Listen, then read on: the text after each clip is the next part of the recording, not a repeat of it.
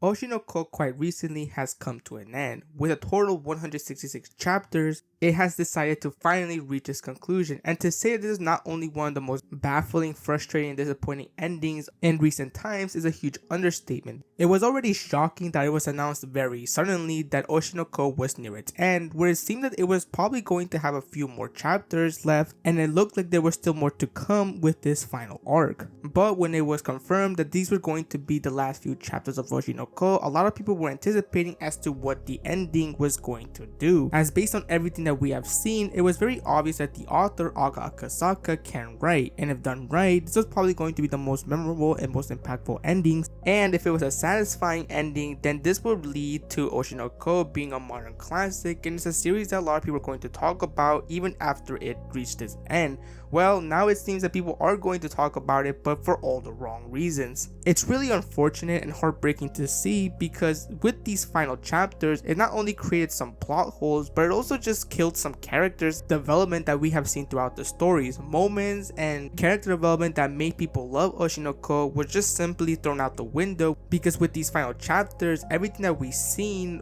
didn't really matter, and it's not something that was worth paying attention to, because it was never going to significantly impact the conclusion of this story. And it's a great shame, really, because this final arc was very interesting and unique to say the least, as in this final arc we get to learn more about Ai, not just with what she had to go through, but her backstory as well. And this is something very good to see, because from time to time nobody really knew about Ai's backstory or what she really had to go through. There were bits and pieces of information all throughout the chapters, but it's not like the story mainly focuses on Ai's story, as we didn't really know what was she going through when she was in Bikomachi and how she was able to become the celebrity that she would eventually become. But with this final arc, we got a lot of focus on Ai's past, as this was part of Aqua's revenge plan against his father, since Aqua intended to reveal all the dark secrets that Ai was hiding, but also paint his father in a bad way, because it seemed that even his father, despite everything that he went through, still wasn't a great person, and this movie was going to showcase this. But apart from the revenge plan, this was also a moment to see Ruby to truly fully shine, as she was dedicated into getting the role of Ai, since she wanted this so badly in order to not only settle this once and for all, but she also wanted to prove that she has come a long way and that now she is a completely different person than what she was in the beginning of Oshinoko. And overall, the arc was going in a very decent start, as we found out that Ai in a way was truly a broken person ever since her early life. Not only did Ai and her mother not really see eye to eye, and they weren't really truly mother and daughter, but Ai also ended up having to survive on her own, because it seemed that nobody had her back and nobody was truly going to help her, and she truly got to see just how dark the world can be. But with the right people that she will eventually meet, Ai's life started to turn around, but at the same time she was also starting to view things a little bit more differently than what other people would normally see, as even though Ai's life was going for the better due to her being part of the entertainment industry, she realized very quickly that lies are essential, but lies are also used to benefit the person, whether it's hiding something that they don't want people to find out or trying to pretend to be somebody that they're not. But as long as everybody around you believes that you're that person, then it doesn't matter if it's all a lie. As long as people believe it, that's all that truly matters. And that is something that I saw when she was part of the entertainment industry, which led to her putting on a mask that was just filled with lies, as she not only faked her smile, but she always made people believe that they were special to her, when in reality this was all just part of her character, and this was not something that she truly really felt. But when Ai meets Hikaru, she starts to realize that she's not the only one that uses lies to hide from her true self, as Hikaru, who is of course Ruby and Aqua's dad, also had a very not so great life, as not only was he used by terrible people, but these terrible people also did things that not only traumatized him, but it really did make him believe that the world was just that cruel, which was not surprising to see him have this mindset, because everything that he went through is obviously something that nobody should go through, especially when you're young and don't know any better. But when Hikaru meets Ai, that would all completely change, as he wasn't alone in this. There was also other people out there that were also broken just like him, and this of course will lead to the eventual relationship between Ai and Hikaru, which is something that will be brought up in Ai's movie. And while everything seems to be fine, there is something clearly going to happen, as not everything everything is always going to go smoothly, as eventually Hikaru will get involved in Ai's movie. But he wasn't the only one, as we will get introduced to a character who goes by the name of Nino, who was actually a former member of the old Bikamachi, the one that I was in. And while at first she seemed normal, very quickly she shows her other side, and she shows just how much of a psychopath she is, as it would be revealed that initially Nino used to despise Ai and was pretty much jealous of Ai because of how successful she was, and she was clearly the image of Bikamachi. But at some point in her life, this hatred of Ai turned into obsession with Ai, as she believed that Ai was the perfect idol and that there was nobody in the world that can truly surpass Ai. And if there was somebody like that, well, they needed to be taken care of so that Ai could still be in the top. This was also the mindset that we will see Hikaru also have, who also believed that Ai was just simply perfect and that nobody could be just like her. But as the arc continues, things start to change quite differently, as while Aqua's initial plan was just simply to get revenge on his father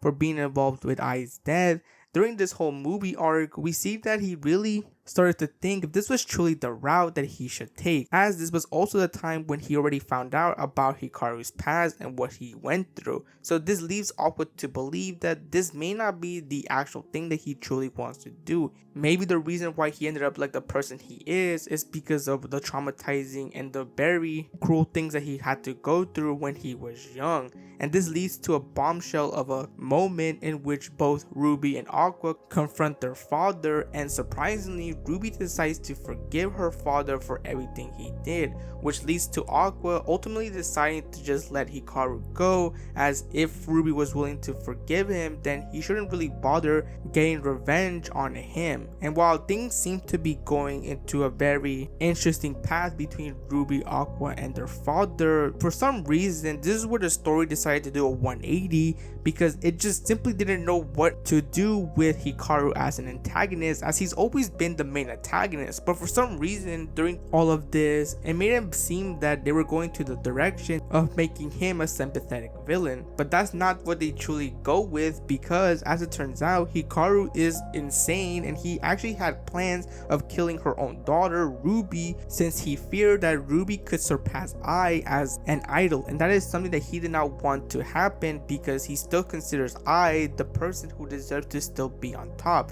And while Hikaru wasn't going to be the one to do the killing blow, it was Nino, since Nino and Hikaru were working together. But this plan will be a complete failure, as both Aqua and Akane would hatch a plan to make sure that Ruby wasn't killed, and this is by Akane dressing up as Ruby, so when she opened the door and Nino was there to stab Ruby, it wasn't Ruby, and the stab wasn't going to kill Akane, as she had a vest that would protect her from the stab. This of course was only part of the plan, because Aqua would decide to have one last confrontation with his father to end it all. And here we see just how insane and creepy Hikaru is, and while these moments are very chilling to see, it's once again very confusing, as now it seems that Hikaru is just an irredeemable monster with no redemption whatsoever, whereas beforehand we were supposed to feel bad for this guy because of what he went through. It just almost seems that Akasaka didn't really know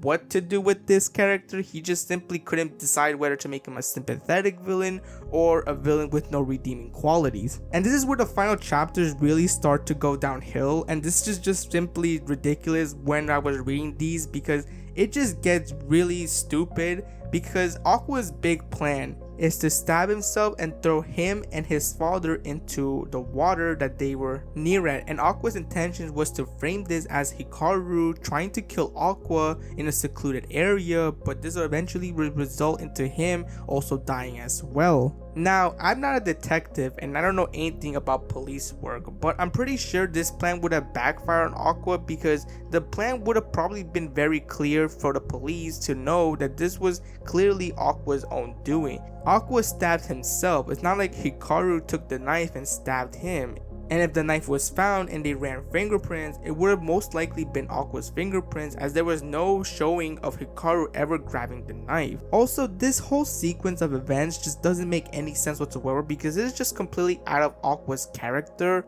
During these interactions between Aqua and his dad, he makes it very clear how he doesn't want to die and he wanted to still live on with his life and do a lot of things that he couldn't do because he was just so focused on the revenge plan. Things like, of course, him being there for Ruby, him being able to confront Kana about her feelings and what he truly felt about her, and him trying to have an actual relationship with Akane since he always brushed her aside, even though she showed that she was willing and she was capable of doing the things that Aqua wanted to do in his revenge, but didn't let her do anything because he did not want her to be involved, as this could not only jeopardize her career in the entertainment industry, but this could also ruin her life as well. But despite him thinking about all these things and thinking that there's still a lot of things he hasn't done in his life, he still proceeds to do what he feels is the right thing to do in order to deal with Hikaru, since Aqua believes that once he's no longer alive, then all their pain and suffering will come to an end, not realizing that by him sacrificing his life to end Hikaru's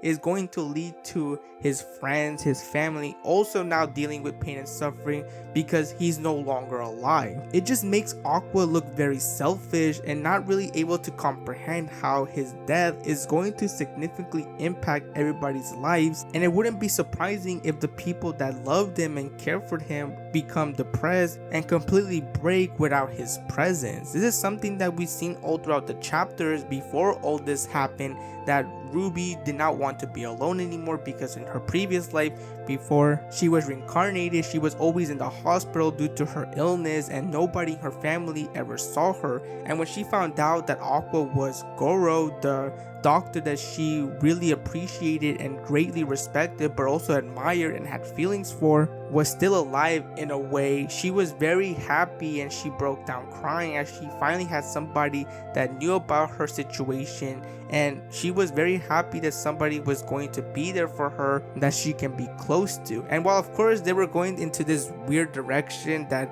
there was a chance that Aqua and Ruby may be a thing, which I know some people were joking for quite a while that this was maybe going to happen, but when it actually was seeming to be taking that direction, I won't lie, that caught me off guard and I was not expecting that to happen. But of course nothing really happened, thankfully, between the two. But yeah, it just goes to show us that Ruby finally had somebody to be able to rely on. Not that she wasn't already relying on Aqua, because she was still his sister at the end of the day. It seemed that Aqua was going to be there for Ruby because at that point he truly just wanted to make Ruby happy, and when he found out that Ruby was in fact the girl Serena that he used to take care of, it just made him even more convinced that he should really just only focus on Ruby and protect her at all costs. So when he decides to sacrifice his life to end Hikaru's, you don't think that this was probably a bad idea, since this meant that Ruby was going to be alone once again. She had friends, she did have people that cared about her, but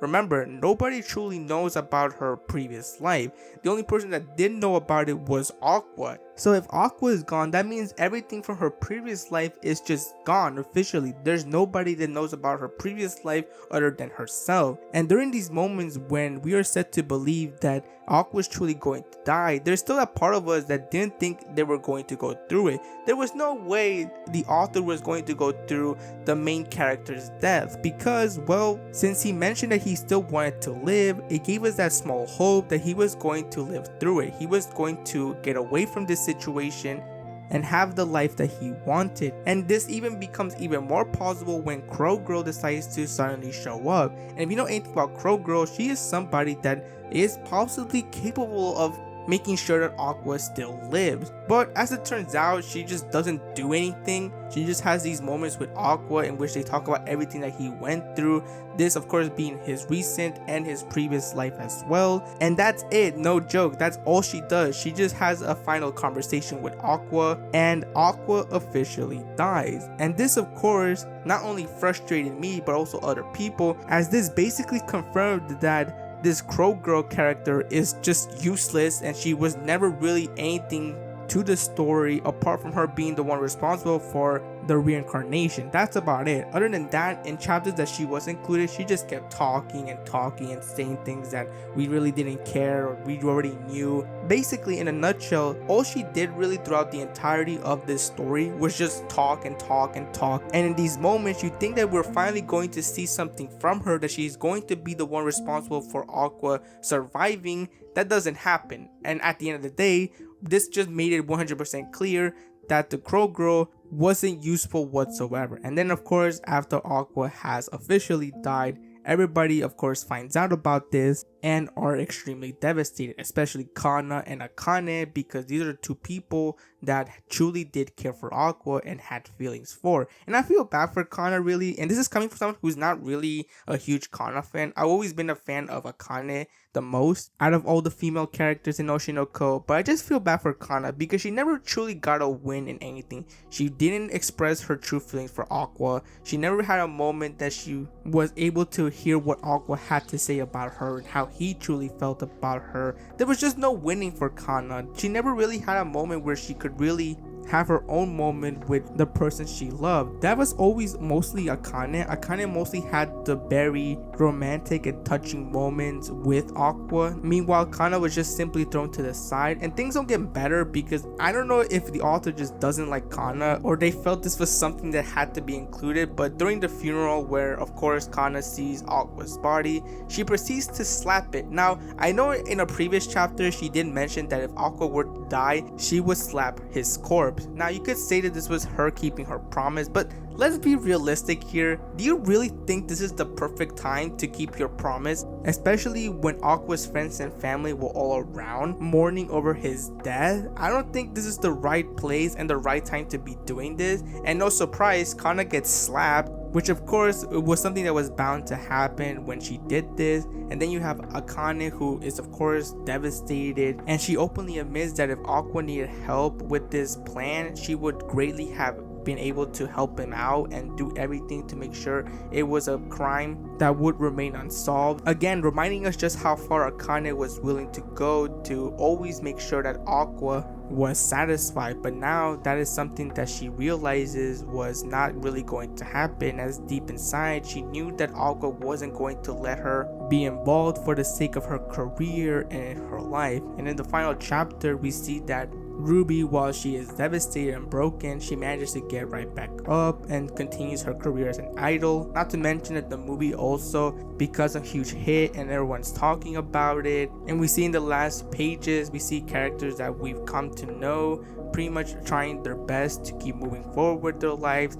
and in their careers without Aqua. And while some are able to do that, there's of course some that still miss him. And then we see Ruby pretty much revealing that even though she is broken and even though she is suffering, she's still able to put a fake smile and lie, because that is something that I also used to do, and now she's doing it. But she's also going to make sure that she never forgets about I and Aqua, and is the reason why she's able to still get up and still do the things that she loves doing, because the two most important persons in her life are still in her mind. And that's how the story of Oshi no Ko ends. And I think it's a very unsatisfying ending, as at the end of the day, Ruby did not break the cycle of I, which is a very terrible message to be giving to readers, that no matter what you do or how much you try to change, you can't break the cycle, because now Ruby is doing the exact same thing that I always did, and that is hide her pain and suffering through lies, always making people believe that she's fine, she's happy, there's no problems going on with her, as that's not in fact true, as she is broken, she is deeply hurt, and she will never be the same person that she was before now that I and Aqua are no longer part of her life. And it's not like her career as an idol is going to last long, as once she gets old, she's basically going to have to do something else,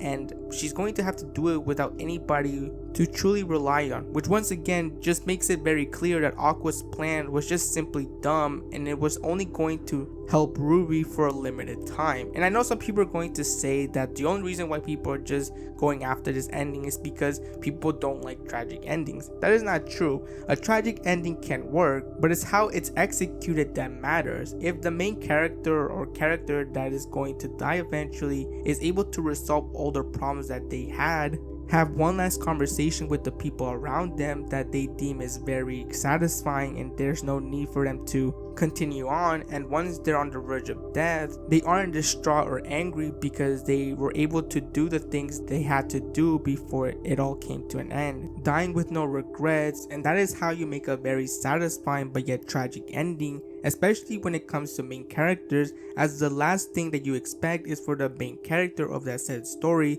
to officially die. But it could be something that could leave a lasting impact, and it could be a satisfying end to their character arc. But in this situation, that's not what happens, as Aqua died with regrets, not being able to truly live his life and not being able to do the things that he felt he had to do before he passed away. That's not a great way to end a character, as it just seems that the character was just being selfish and didn't consider how there may have been something else that they could have done that could have probably resolved their problems without them having to sacrifice their life to resolve that said problem. And with this ending, it just made moments that happened earlier in the story not really matter. All the romantic moments between Aqua, Akane, and Kana didn't matter because he wasn't going to end up with neither of them. All the moments that it showed that Aqua didn't want to go through with his revenge plan and just wanted to live his life didn't matter. And all the themes and messages that Oshinoko was trying to show and trying to tell viewers at the end of the day didn't matter, because Ruby is still living the cycle that I was, and that cycle, it seems, is never really truly going to be broken. And this just left readers really have a bad taste in their mouths, because not only did I see pictures of somebody burning their manga, which is something that I didn't think was going to happen, but it did, but it just also made people wonder what was going on behind the scenes. Of course, there are people that are saying that the author just simply gave up and just lost interest into the story, and if that indeed is the case, then it does ruin the author's reputation a bit, because it just seems that this author just loses interest and just decides to just simply tarnish their story when they had something good going. All the good things that happened earlier in the story are still things that are probably still going to praise, especially that arc, the reality TV show arc, is probably one of my favorite arcs of all time. But the fact that a good story like Oshinoko was ruined because of these decisions on the final chapters is really sad to see. And not surprisingly, it's already been announced that Aka Akasaka is planning on making another new manga series, and it's in the works. But to be honest, based on what I've seen with Oshinoko and how it ended, I really don't have intentions of reading their new work, because who's to say that what happened with Oshinoko isn't going to happen with the new series. So yeah, that's all I have to say. Basically a very disappointing ending, and I'm not going to be surprised if the Oshinoko ending is not only going to be used as how to not write an ending to a story, but also be used as to how not to write a tragic ending to a story. And with that, this is the end of the video. I hope you enjoyed it, and I'll see you next time.